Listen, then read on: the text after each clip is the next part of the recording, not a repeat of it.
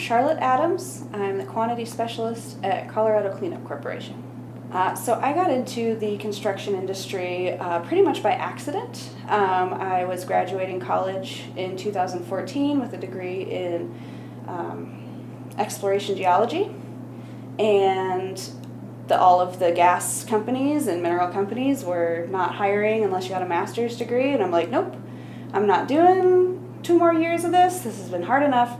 So I just sort of went out and did job searching. Eventually, my friend who worked at an environmental consulting agency, she was leaving her job to go somewhere more her style, and so I came in as office manager. And then from there, I've just been working my way up into more technical positions. My job at Colorado Cleanup is doing all of the quantity takeoffs for the earthwork bids that we do. I also do drone surveys, and I create all the modeling for our GPS bulldozer.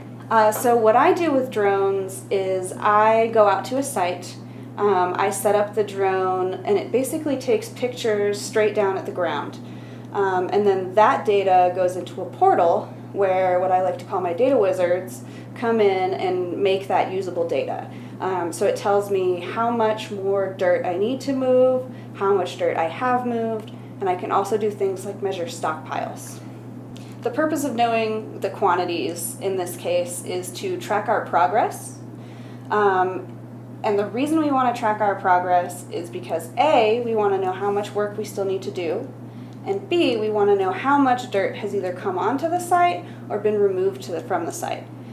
Because moving dirt around actually equates to a lot of costs in the earthwork industry, and we try to save as much as we can by taking from one site, moving to another.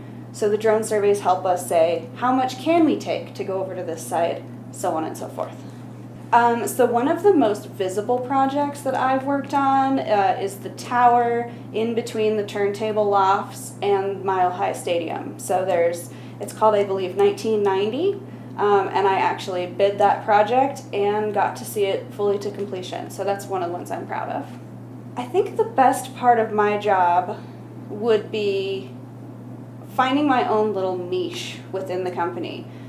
They made up the quantity specialist position just for me, and so I get to play exactly to my strengths, and I get to push aside my weaknesses, and I get to do what I need to do to turn in things on time, and other than that, I'm pretty much free to do whatever. So the best advice I have for girls who want to get in construction is basically just to take that leap.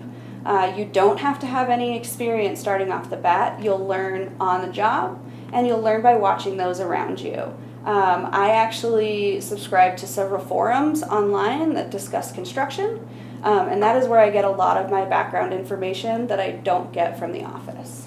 The forums I subscribe to are the Reddit Our Construction and also Our Blue Collar Women. Because it's important to hear the stories of other women in the industry, what their gripes are, what their accomplishments are, and it's really uplifting for me to be in that community and to be able to talk with other women on that capacity. I like to support Transportation and Construction Girl because I really want to see more young women in this industry. Right now it can sort of be like an old man club where it's a bunch of dudes that are like super old fighting against the system about upgrading technology and whatnot. So it's really nice to see fresh faces to sort of update the industry, make moves forward in ways that we weren't able to before, and then also just to see more of women's faces out there, because by having more women in the construction industry, there's more examples for other girls to follow, and the more we see representation, the more we want to do something. I think the one thing that I would use to sum up everything here would be to just say, if you feel like doing something, do it. There's nothing stopping you other than what people say, and what people say doesn't matter. So do what you want to do and be proud of yourself for it, regardless of what anyone else in your life says.